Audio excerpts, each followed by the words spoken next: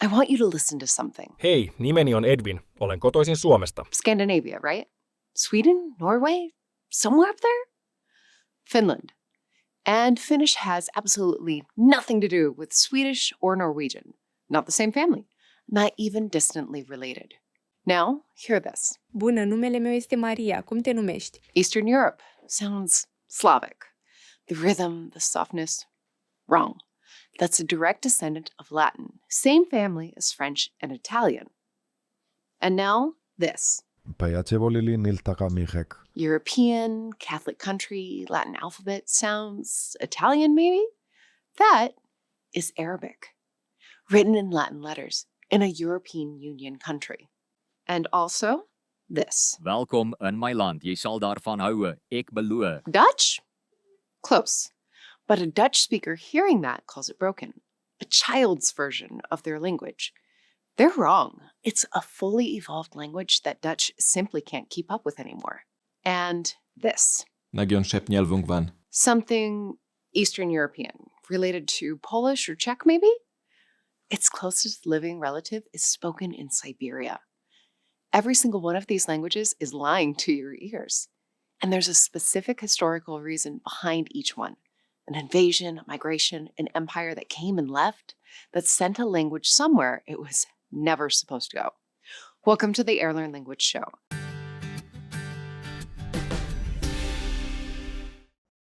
That gap between what a language sounds like and what it actually is never an accident. Every mismatch on this list traces back to a single rupture in history. But before we get into it, I keep talking about this app called Airlearn in my videos, and I really hope you already downloaded it by now. If you're a regular on this channel, if you're someone who finds yourself genuinely fascinated by languages and why they work the way they do, you should absolutely be giving it a try. The link is in the description. Here's the ranking. Number 5, Afrikaans. Dutch colonists arrived at the Cape of Good Hope in 1652. They brought their language with them. 3.5 centuries later, that language had become something the Dutch can no longer fully understand. At the Cape, Dutch collided with Malay, spoken by enslaved people from Southeast Asia, plus Portuguese, Khoi languages, and Bantu languages from the interior. Words from all of them entered the evolving Dutch. Simultaneously, the grammar started shedding complexity. Case endings dropped. Grammatical gender disappeared.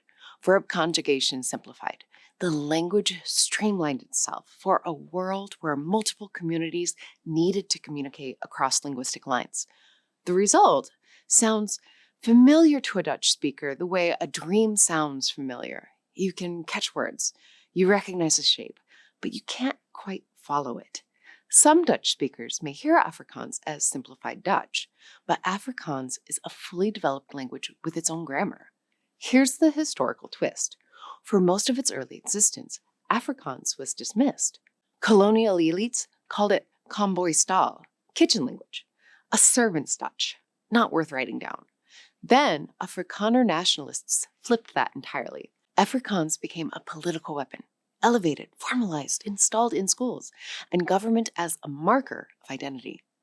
Under apartheid, it was imposed on Black South Africans as a language of instruction, which is what triggered the Soweto uprising of 1976. Students refused to be taught in the language of their oppression. A tongue dismissed as a kitchen dialect, weaponized as a nationalist tool, made it into the symbol of apartheid, now trying to carry itself forward in a country still deciding what to do with that history. It sits at number 5 because it stayed recognizably Germanic throughout. Everything above it drifted further or hid deeper. Number 4, Hungarian. Put Germany to the left, Romania to the right, Austria and Slovakia above, Croatia and Serbia below. Now put Hungary in the middle. Every language surrounding Hungary is Indo-European, Germanic, Slavic, Romance. They all share structural DNA. Hungarian shares none of it. It is Uralic. Its closest relatives are Finnish and Estonian, 1,000 miles away. After those, the next closest living relatives are small languages spoken near the Ural Mountains, closer to Siberia than Vienna. Magyar tribes migrated west around 895 CE, crossed the Carpathians, settled in the basin that is now Hungary, and stayed, surrounded on every side by speakers of completely different language families for over 1,000 years. Hungarian absorbed vocabulary from all of them. Words for wine from Slavic neighbors, words for trade from German, words for cavalry from Turkish. The surface of the language carries fingerprints from every civilization that touched it. But the grammar never changed its foundations. 18 grammatical cases. Agglutinative structure. Suffixes stacked onto words the way other languages stack separate words into sentences. One Hungarian word can express what English needs an entire sentence to say. And all of that architecture is still Uralic, still pointing back to the steppes, still carrying something that moved west 12 centuries ago and never moved again. It sits in the center of Europe like a linguistic meteorite. The impact crater is still perfectly visible. Number 3, Romanian. Romanian sounds Slavic. The rhythms, the soft consonants, the flow of it. Most ears place it somewhere near Russian or Polish. Romanian is a Romance language, descended from Latin, but centuries of Slavic contact left a deep mark on its vocabulary and sound. Here's what happened.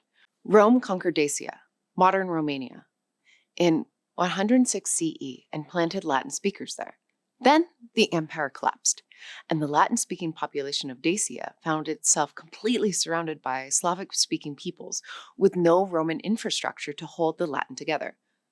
No church network maintaining classical Latin, no continuous contact with the rest of the Romance world. For roughly 1,000 years, Romanian Latin evolved in isolation. Slavic crept in massively. Somewhere between 15 and 20% of Romanian's vocabulary is Slavic in origin. The rhythm of the language absorbed Slavic intonation. The sound shifted, but the grammar held. Verb conjugations, Latin. Noun structure, Latin. The core architecture of the sentence, Latin. Romanian even preserved something the rest of the Romance world discarded. Latin originally had 3 grammatical genders, masculine, feminine, and neuter. French, Spanish, Italian, Portuguese all dropped neuter over the centuries. Romanian kept it. The language has been doing things its own way for a very long time.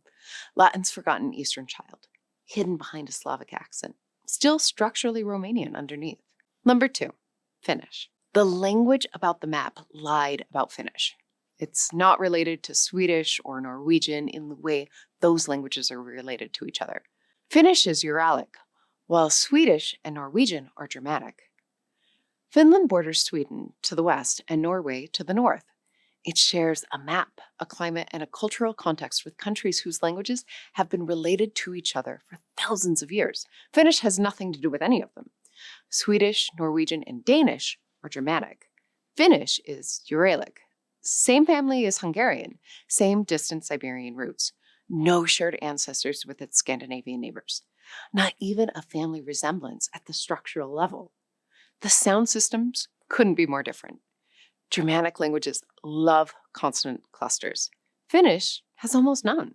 Instead, it has vowel harmony. Vowels in a word all belonging to the same harmonic category, giving the language a flowing musical quality that feels nothing like Swedish's crispness. Finnish is also agglutinative. Suffixes stack onto base words. From out of the back of the house, it's just one word. The word just keeps going. A Finnish speaker learning Estonian, its actual closest relatives, reaches conversational fluency in months. A Finnish speaker learning Swedish, the language spoken right across the water, takes years. The languages that are structurally alien to each other. For centuries, Swedish was the official administrative language of Finland. Finnish children were educated in a language their own tongue had nothing in common with. The geography said Scandinavia. The language said somewhere else entirely. And the map never corrected itself. Number 1, Maltese. Maltese is a Semitic language descended from Siculo-Arabic with heavy Romance and English influence. Malta is a European Union member state. Catholic country, Latin alphabet, Baroque architecture, red and white flag, by every visible marker European. Then you hear Maltese spoken, and something shifts. Maltese is the only Semitic language in the European Union.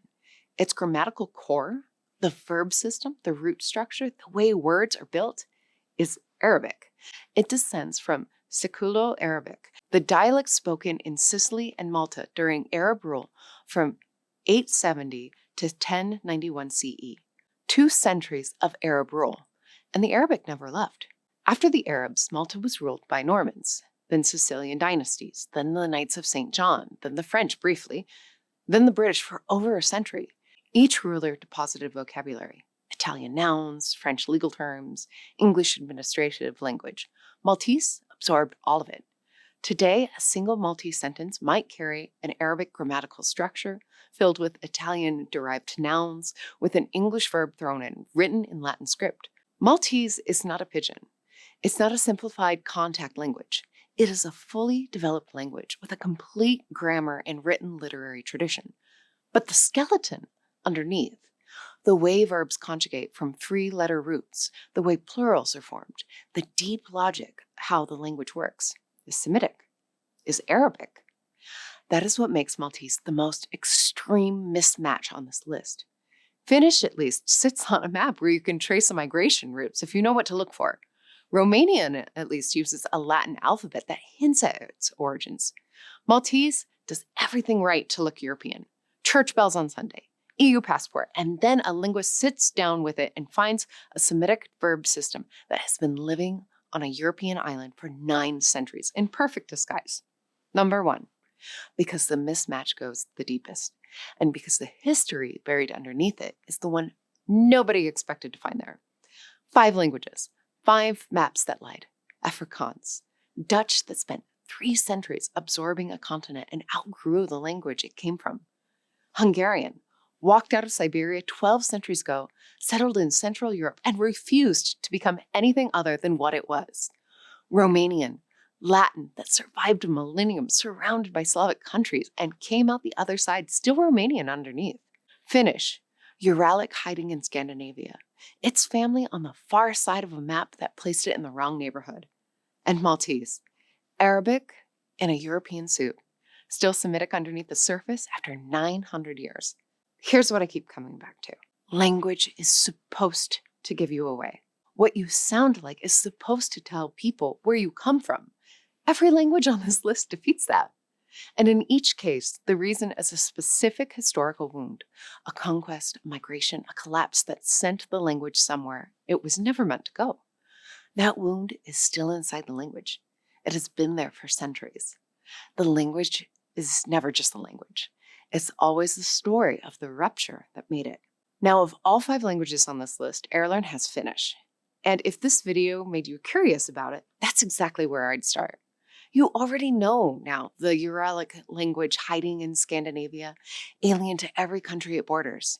Learning it is a different experience when you understand why it works the way it does. Links in the description. See you in the next one.